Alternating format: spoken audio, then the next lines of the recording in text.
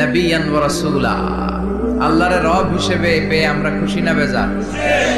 বিশ্বনবীকে নবী হিসেবে পেয়ে খুশি না বেজার? ইসলামকে ধর্ম হিসেবে পেয়ে খুশি না বেজার? কোরআনকে সংবিধান হিসেবে পেয়ে খুশি না বেজার? আজকের মাহফিলে আসতে পেরে খুশি না বেজার? কম না বেশি? আমরা সবাই খুশি পরিমাণে বেশি। আওয়াজ করে পড়েন আল্লাহু আকবার। তাহলে রাদিতু বিল্লাহি রাব্বা, রাদিতু বিল্লাহি, প্রত্যেক সালাতের পরে এই দোয়াটা পড়েন তো, এই দোয়াটা পড়বেন, রাদিতু বিল্লাহি রাব্বা। আমরা আল্লাহকে রব হিসেবে পেয়ে খুশি, কারণ তিনি এমন রব, তিনি আমাদের মনের সব আকুতি জ্বালা যন্ত্রণাকে সমাধান করে দিতে পারেন। চিল্লায় বলেন ঠিক কিনা? তিনি এমন রব, আমরা গোপনে কিছু করলেও তিনি দেখেন, প্রকাশ্যে কিছু করলেও তিনি দেখেন।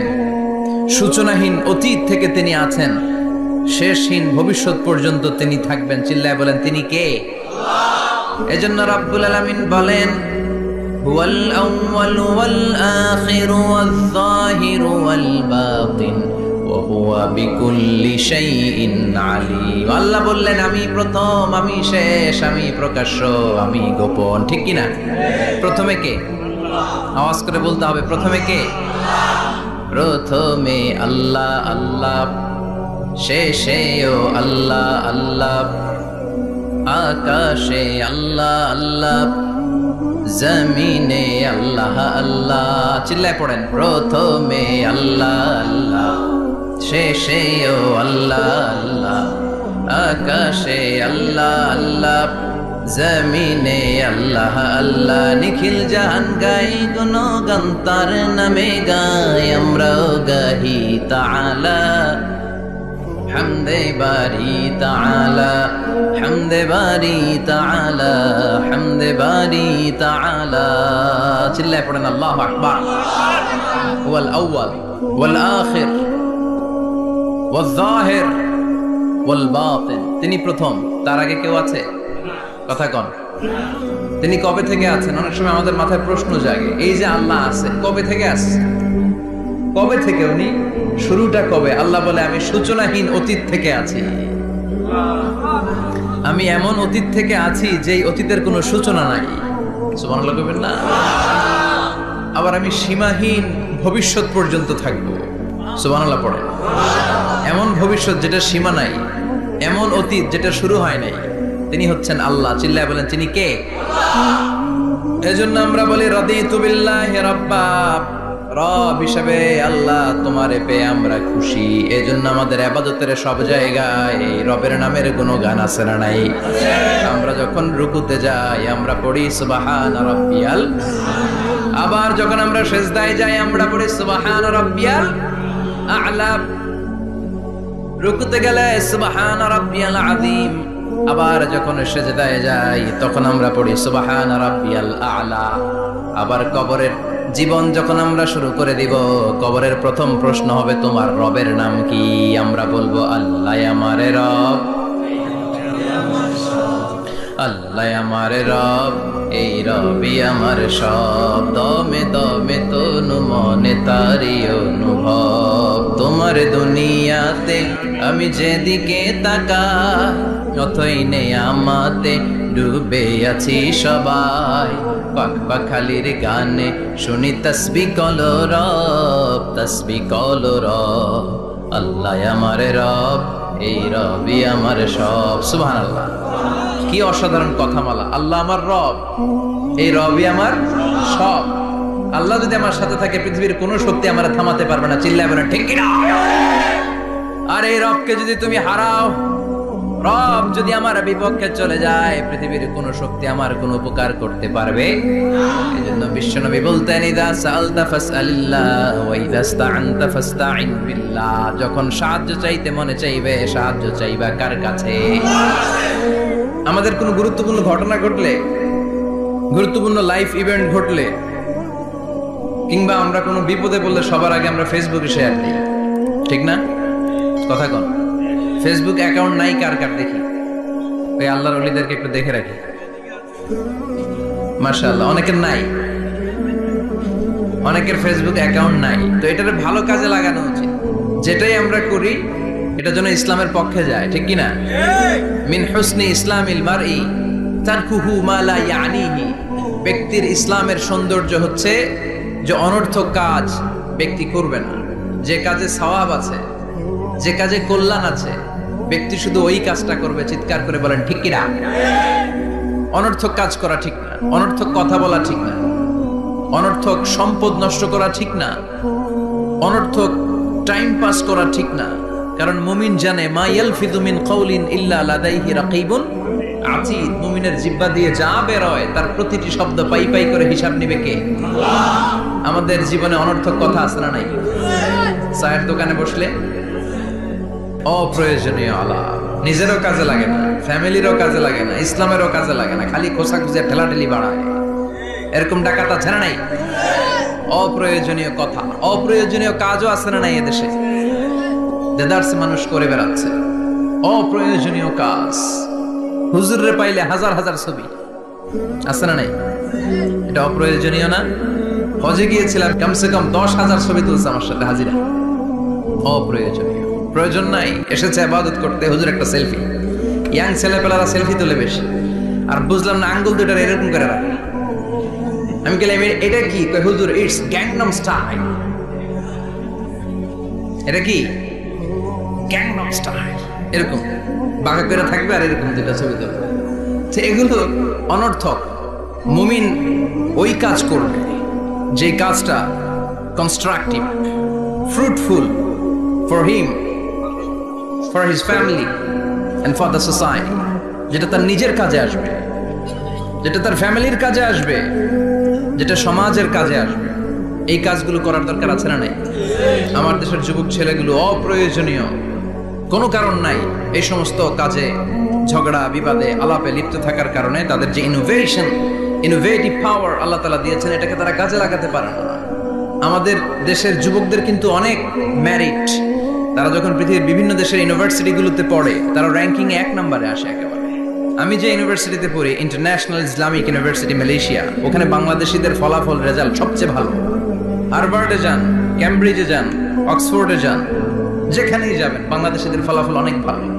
তো তারা সেখানে অপ্রয়োজনীয় কাজে তাদের সময়কে নষ্ট করে না।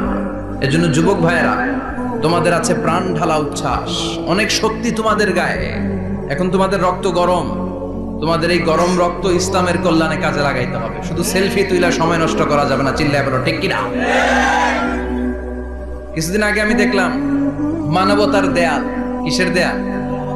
কিছু ছেলে পেলে new idea, what an idea, new idea বের করেছে যে এটার নাম মানবতার দেয়াল।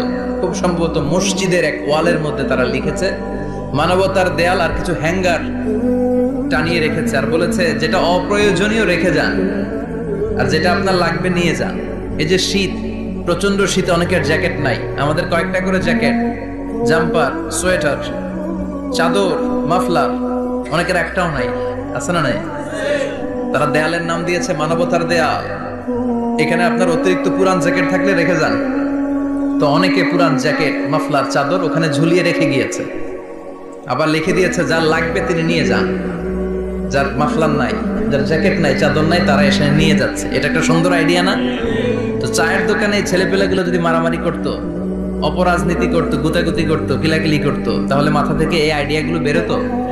কথা বলেন। Human capacity is amazing.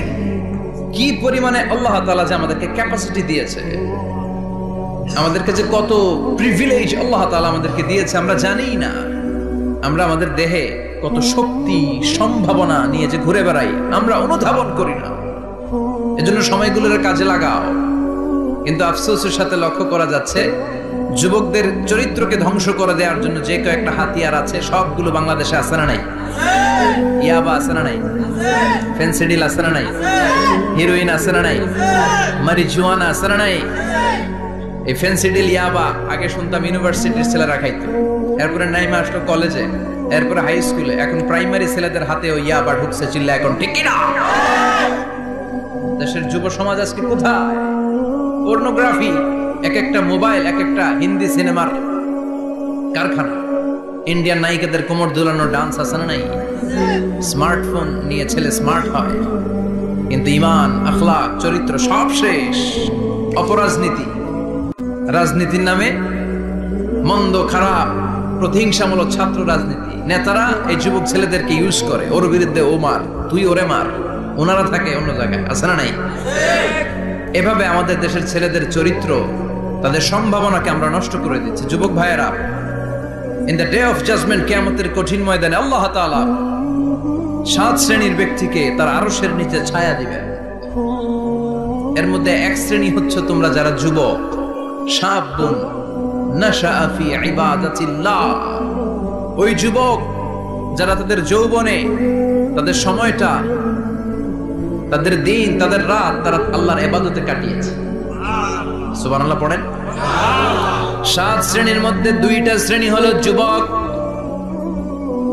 একটা হলো যৌবন সময়ে যারা আল্লাহর ইবাদতে রাত কাটায়, সময় কাটায়। আর দ্বিতীয় ওই যুবক, যে যুবককে কোনো নারী অন্যায় কাজের, অন্যায় প্রেম করার পরকীয়ার অফার দেয়, ওই অফারকে ক্যান্সেল করে ওই যুবক বলে ইন্নী আখাফুল্লাহ, আমি এই পরকীয়ার দিকে যেতে পারি না, কারণ আমার অন্তরে ভয় আছে একজনের, তিনি কে?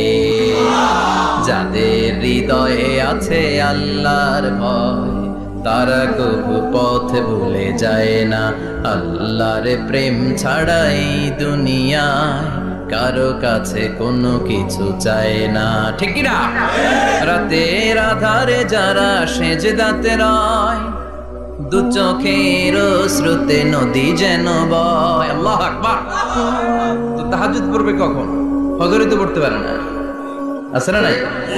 রাতের আধারে যারা সেজদাতে রয়, দু চোখের স্রোতে নদী যেন বয়। ছলনার হাতছানি যতই ডাকুক, পেছনে ফিরেও সে তাকায় না।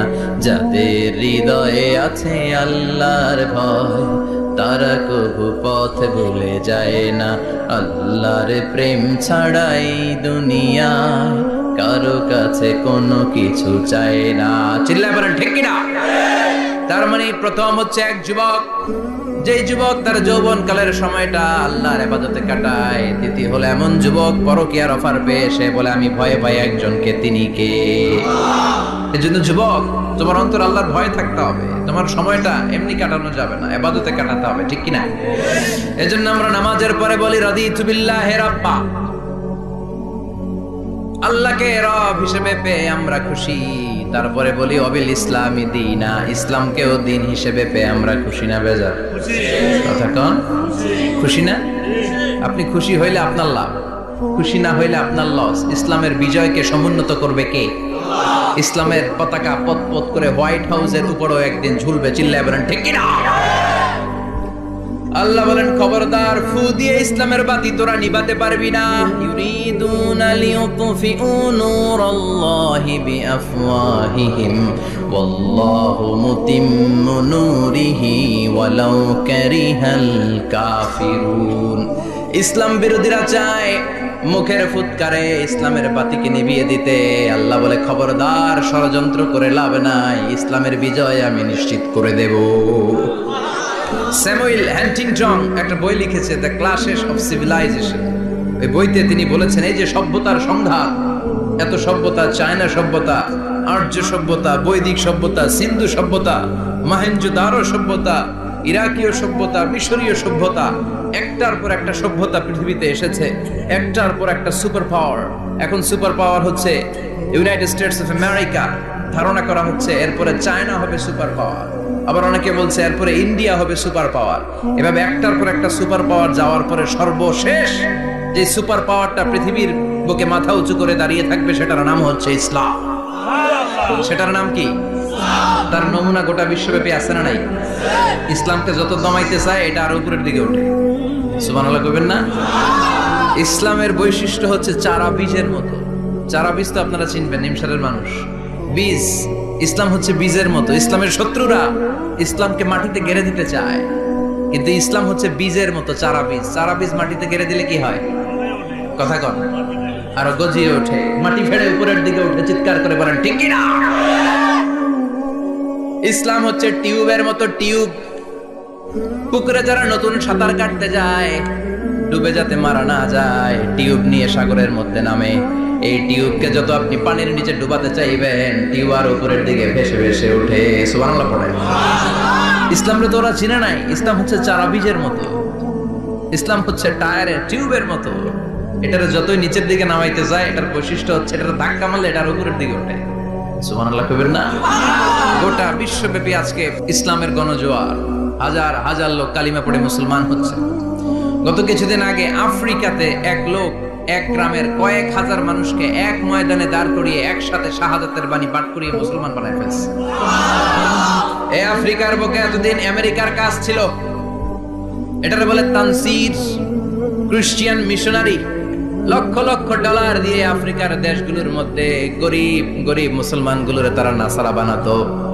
এই বিষয়টা যখন মুসলিম স্কলারদের নজরে এলো, এখন গোটা বিশ্বের সব মুসলিম স্কলাররা আফ্রিকায় যে ইসলামের দাওয়াতকে প্রচার করে দিচ্ছে। গ্রামকে গ্রাম খ্রিস্টান সম্প্রদায় লা ইলাহা ইল্লাল্লাহ মুহাম্মাদুর রাসূলুল্লাহ।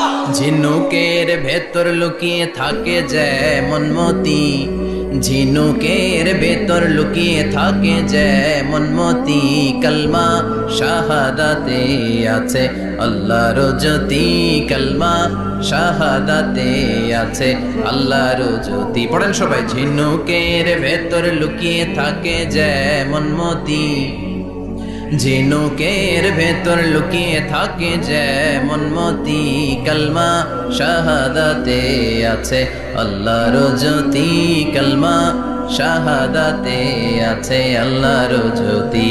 ঠিক কি না? এই জ্যোতি যদি একবার কারো হৃদয়ের মধ্যে স্থান করে নেয়, এই নুরানি আলোর ছোটা যদি কারো হৃদয়ের মধ্যে জায়গা দখল করে নেয়, পৃথিবীর কোনো মতাদর্শ তার অন্তরের মধ্যে আর থাকতে পারে না। গ্রামকে গ্রাম আফ্রিকাতে এখন কালিমা পড়ে পড়ে মানুষ মুসলমান হয়ে যাচ্ছে। সুবহানাল্লাহ পড়ে। একদিন আমেরিকার হোয়াইট হাউসের উপরেও কালিমার লা ইলাহা ইল্লাল্লাহর পতাকা পতপত করে উড়বে। চিল্লায় বলেন ঠিক কি না? এজন্য আমরা বলি ওয়াবিল ইসলামি দীনা, ইসলামকে ধর্ম হিসেবে পেয়ে আমরা খুশি না বেজার? ইউরোপ আমেরিকাতে মসজিদের সংখ্যা বাড়ছে, দাওয়াতি কাজের সংখ্যা বাড়ছে। এমনকি হার্ভার্ড ইউনিভার্সিটিতে, অক্সফোর্ডে, ক্যামব্রিজের ভেতরে, MIT, Massachusetts institute of technology, সায়েন্সে যারা পড়ে এদের স্বপ্ন এমআইটির ভিতরে ইসলাম ঢুকে গেছে। এজন্য ইসলামের আলোকে কেউ নিভিয়ে দিতে পারবে? ইসলামের গতিকে কেউ থামিয়ে দিতে পারবে?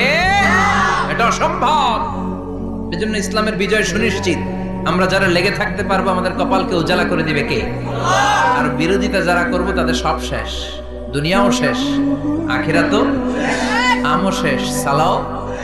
এজন্য আমরা বলি রাদিতু বিল্লাহি রাব্বা, আল্লাহ তোমার রব হিসেবে পেয়ে আমরা বড্ড খুশি। ওয়াবিল ইসলামি দীনা, ইসলামকে ধর্ম হিসেবে পেয়ে আমরা খুশি। ওয়াবি মুহাম্মাদিন রাসূলা, বিশ্ব নবীকে রাসূল হিসেবে পেয়েও আমরা খুশি না বেজার? এমন রাসূল, গোটা বিশ্বের শ্রেষ্ঠতম রাসূল, শ্রেষ্ঠতম ব্যক্তিত্ব, যার কাছ থেকে পজিটিভ কোনো জিনিস ছাড়া নেগেটিভ কোনো জিনিস প্রকাশিত হয় নাই। সব ইতিবাচক, always come back positive, not go back negative. সব সময় পজিটিভ বলতেন, পজিটিভ ভাবতেন, পজিটিভ কাজ করতেন। কোনো নেগেটিভ, নেতিবাচক কোনো কিছু বিশ্বনবীর জীবনে খুঁজে পাওয়া যায়? চিল্লায় বলেন খুঁজে পাওয়া যায়? As a father, as a husband, as a commander, as a lawyer, as a reformer of the society, Muhammad is the superman of the world. গোটা বিশ্ব এখন তাকে সুপারম্যান ভাবতেছে, বস of the all bosses। পৃথিবীতে যত বস এসেছে সব বসের সবচেয়ে বড় বস হচ্ছে বিশ্বনবী মুহাম্মদ সাল্লাল্লাহু আলাইহি ওয়াসাল্লাম। এজন্য আমরা বলি ওয়াবি মুহাম্মাদিন রাসূলা, আল্লাহকে রব হিসেবে পেয়ে আমরা যেমন খুশি, ইসলামকে ধর্ম হিসেবে পেয়ে তেমন খুশি। বিশ্ব নবীকেও রাসূল হিসেবে পেয়ে খুশি না বেজার? কথা কর। এই বিশ্ব নবীর ভালোবাসা যদি অন্তরে না থাকে জান্নাতে ঢোকা যাবে নাকি? আল্লাহর ভালোবাসা, বিশ্ব নবীর ভালোবাসা অন্তরে থাকার দরকার আছে না নাই?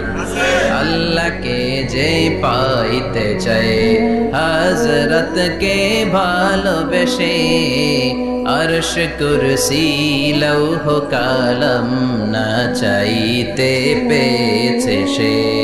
হযরত কে ভালোবেসে আরশ কুরসি লৌহ কালম না চাইতে পেয়েছে সে। চিল্লায় বলেন ঠিক কিনা? নবীর ভালোবাসা অন্তরে থাকতে হবে। তাহলে তিনটা জিনিসের ঘোষণা আমরা দেই নামাজের পর। আল্লাহকে রব হিসেবে পেয়ে আমরা খুশি, ইসলামকে ধর্ম হিসেবে পেয়ে খুশি, বিশ্বনবীকে রাসূল হিসেবে পেয়ে খুশি, আবার এই কিতাবটারে সংবিধান হিসেবে পেয়ে আমরা খুশি না বেজার? এটার আলোকে আমাদের সমাজ প্রতিষ্ঠিত হোক, মদিনার সমাজ হোক, সোনালী সমাজ হোক, আলোকিত সমাজ হোক, আমরা চাই কি চাই না? এই কোরআনের আইন দিয়ে আমার দেশ চলুক, আমরা চাই কি চাই না? এই কোরআনে ধর্ষকদের বিচার আছে না নাই? অবিবাহিত ধর্ষক হলে 80 ব্যাট, 100 ব্যাট, আর যদি বিবাহিত ধর্ষক হয় ডেথ পেনাল্টি। সৌদিতে করে হেড অফ, মাথাটাকে নুইয়ে তলোয়ার দিয়ে এক কোপ মেরে গর্দানটা আলাদা করে দেয়, ঠিক কিনা? অনেক দেশে ডেথ পেনাল্টি করে হ্যাঙ্গিং এর মাধ্যমে, ফাঁসির মাধ্যমে। ধর্ষণের বিচার বাংলাদেশে সহজে পাওয়া যায় না, কিন্তু কোরআন দিয়ে বিচার করলে ওই বিচার আছে না নাই? নোয়াখালীর এক বোনকে দর্শন করা হয়েছে, গোটা বাংলার জামিনে এই নিউজটা আছে না নাই? কোরআনের বিচার থাকলে আলটিমেটাম হতো 24 ঘন্টা, 24 আওয়ার্স। 24 আওয়ার্স এর মধ্যে ধর্ষককে ডেকে এনে বাইতুল মোকাররমের স্কয়ারের সামনে লক্ষ মানুষের চোখের সামনে ফাঁসির রশিতে ঝুলিয়ে দেয়া হতো।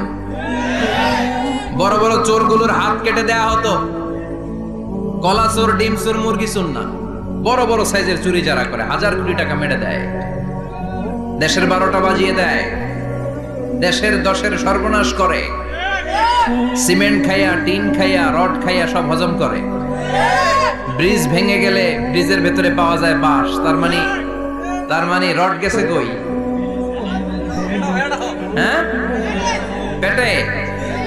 এগুলোর এক একটার পেটে 10টা করে পাকস্থলী দিছে আল্লাহ। 10টা স্টোমাক না থাকলে রড হজম হয়? কথা কয় না? এগুলোর বিচার হওয়ার দরকার আছে না নাই? কোরআনের রাজ যদি কায়েম হয়, এই সবগুলো বড় বড় চোরের বিচার হবে, লাইভ ব্রডকাস্টিং হবে টিভিতে, আমরা সবাই দেখব কেমন করে তাদের হাত কাটা হয়। ওই সমাজ আমাদের দেশে চালু হোক, আমরা চাই কি চাই না?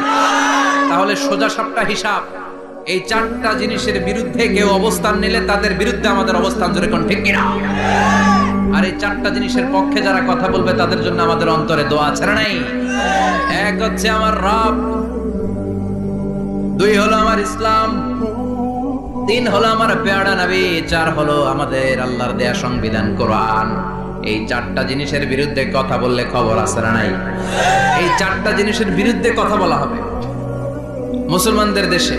এই 4টা জিনিসকে কটূক্তি করা হবে, অপমান করা হবে, আর এর বিরুদ্ধে প্রতিবাদ আসবে না। মুমিন চুপ করে বসে থাকবে, সেটা মুমিন নয়, সেটা মুনাফিক। চিল্লায় বলেন ঠিক কিনা? এজন্য এই 4টা জিনিসের বিরুদ্ধে কথা বললে প্রতিবাদের ঝড় তোলার দরকার আছে না নাই? রাজি আছো মুসলমান? হাত উঁচু করে আল্লাহর দেখা। আল্লাহ আমাদের স্লোগানকে কবুল করো। এই 4টা জিনিসের জন্য ভালোবাসা আমাদের অন্তরে তুমি স্থান করে দাও। এগুলোকে পুঁজি করে যেন আমরা জান্নাতের অধিকারী হতে পারি, তুমি তৌফিক দাও। আর জোরে পড়েন আমিন। আজকে আমরা যে বইটা থেকে কথা শুনবো, বইটার নাম কি বলেন? আরো জোরে বলেন, কি নাম? আজকে আমরা জানার নিয়তে, শিখার নিয়তে, আমাদের আখিরাতটাকে সুন্দর করার নিয়তে কোরআন থেকে কিছু কথা শুনবো, ইনশাআল্লাহ। পড়েন, আরো জোরে পড়েন ইনশাআল্লাহ। আমাদের সবকিছু হয়ে যাচ্ছে শো অফ, মাহফিল হয়ে যাচ্ছে শো অফ, আলোচনাগুলো হয়ে যাচ্ছে শো অফ, লোক দেখানো ভাব। অন্তরে ইখলাস নাই, আল্লাহর প্রতি দরদ নাই, স্রষ্টার প্রতি অগাধ বিশ্বাস আর ভালোবাসা নাই। আমাদের ডে টু ডে লাইফের চিত্র যদি আমরা খেয়াল করি তাহলে দেখবো our spirituality is going down, our লিল্লাহিয়াত, ইখলাস ইজ গোয়িং ডাউন। আমাদের ইখলাস যাচ্ছে নিচের দিকে, মানে কমছে, ডিক্রিজিং ডে আফটার ডে। কিন্তু our greed, our jealousy, our arrogance, আমাদের অহংকার, আমাদের ক্ষমতার প্রতি লোভ, আমাদের হিংসা, এগুলো দিন দিন উপরের দিকে যাচ্ছে। চিল্লায় এখন ঠিক কিনা? এই তাফসীর মাহফিলগুলোর মূল উদ্দেশ্য হচ্ছে আমাদেরকে রাইট ট্র্যাকে নিয়ে আসা, we should come back to the right track. Train যদি লাইনচ্যুত হয় অ্যাক্সিডেন্টের সম্ভাবনা আছে না নাই? লাইনচ্যুত হয়ে গেলে রেল কর্তৃপক্ষ এটাকে এসে আবার লাইনে তুলে দেয়, ঠিক কি না? আমরা শয়তানের ওয়াসওয়াসাতে প্রায় লাইনচ্যুত হয়ে যায়। এই তাফসীর মাহফিলগুলোর উদ্দেশ্য হচ্ছে আমাদেরকে আবার লাইনে তুলে দেয়া। আলহামদুলিল্লাহ কোন এই জন্য সময় নষ্ট করে যে সময় ব্যয় করে যে আমরা এসেছি, আসুন আমরা শুরুতেই নিয়তটাকে খালেস করে নেই যে আজকে আমরা যা শুনবো আমলের নিয়তে শুনবো, ইখলাসের সাথে শুনবো, নিজেকে পরিবর্তন করার জন্য শুনবো, আমার আখিরাতটাকে আমার জান্নাতটাকে সুন্দর করার জন্য শুনবো। তো আমরা খুব লম্বা চূড়া বক্তব্যের দিকে যাব না, সংক্ষিপ্ত কিছু কথা সরাসরি আমরা কোরআন থেকে শুনবার চেষ্টা করব। পড়েন ইনশাআল্লাহ। এবং আজকে এই 2 দিন ব্যাপী তাফসীরুল কোরআনের প্রোগ্রামের প্রথম দিন আমরা একসাথে বিদায় নিব ইনশাআল্লাহ। পড়েন। আলোচনার মাঝখানে উঠা বসা করবেন, শেষ পর্যন্ত থাকবেন, কথা দিয়েছেন? আওয়াজ করে পড়েন ইনশাআল্লাহ। আসলে আমরা সরাসরি কোরআন থেকে শুনি, কেননা কোরআন থেকে কথা শুনলেই বরকত, কোরআন থেকে কথা শুনলে জীবন আলোকিত হয়। জীবনটা আলোকিত করে দেয় কে? কারণ সব সমস্যার সমাধান দিতে পারে। সমাধান চাও যদি জীবনে মরণে ফিরে যাও, খুঁজে নাও চোখ রাখো কোরআনে। চোখ রাখবেন কোথায়? না টিভির পর্দায়? কোথায়? সমাধান চাও যদি জীবনে মরণে ফিরে যাও, খুঁজে নাও চোখ রাখো কোরআনে। If you want the solution this dunya and akhira, go back, have a look to the holy Quran. Subhanallah.